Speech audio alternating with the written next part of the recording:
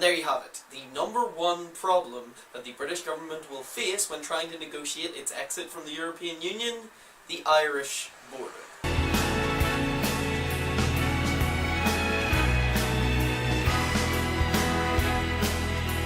If the British government wants to restrict immigration and control trade, as literally every Brexiteer has indicated, then it has to do something about it. It cannot let the current situation of absolute freedom of movement on these islands continue.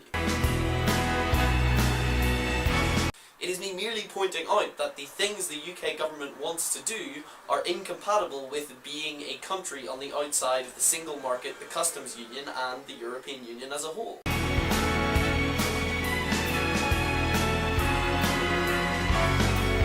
Put the border right here, where the border geographically is.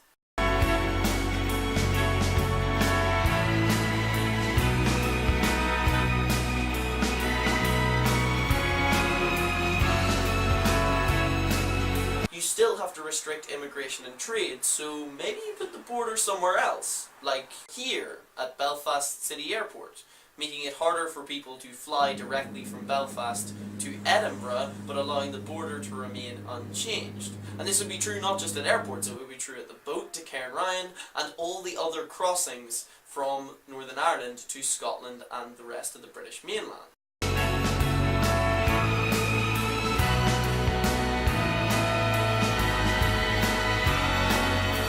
You wouldn't have to check anything at the border, but you would have to check everything that leaves Northern Ireland for its customs status, and everyone that leaves Northern Ireland for their immigration status. That would make me, as the holder of a British passport who lives in Northern Ireland, a second-class citizen. My British passport would not be worth as much in terms of travelling from one part of the United Kingdom to another United Kingdom as other people's.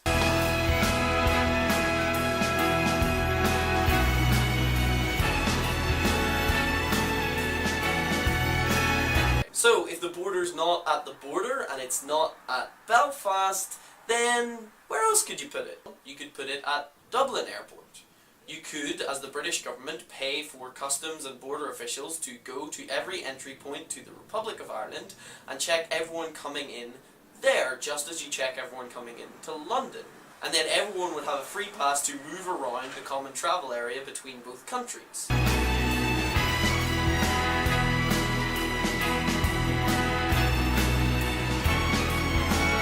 So, what else? Well, there is one more slightly outside the box suggestion. Northern Ireland could just stay in the customs union and the single market. It would eliminate any of the border problems, it would have democratic legitimacy because Northern Ireland voted to remain, and it would probably be quite good for the Northern Irish economy, giving British companies an incentive to set up shop in Northern Ireland.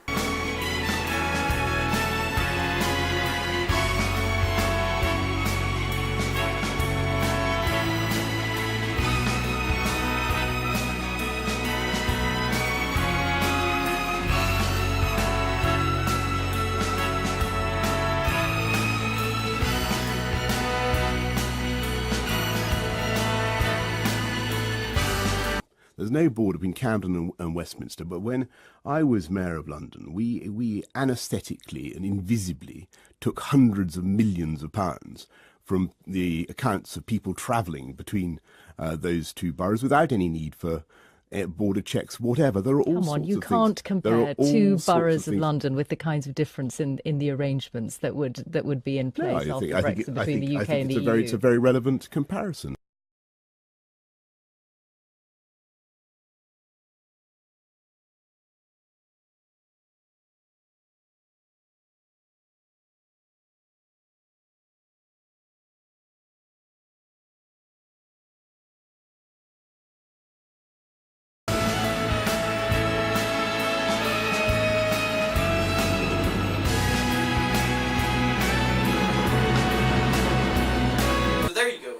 Four solutions to the Irish border problem, and at the moment I don't think any of them are politically feasible.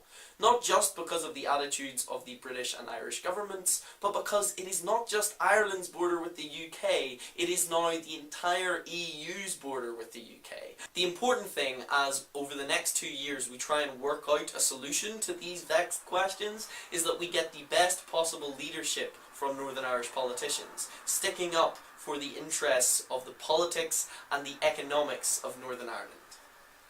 Sorry, what's that? No, what? No, we just had an election.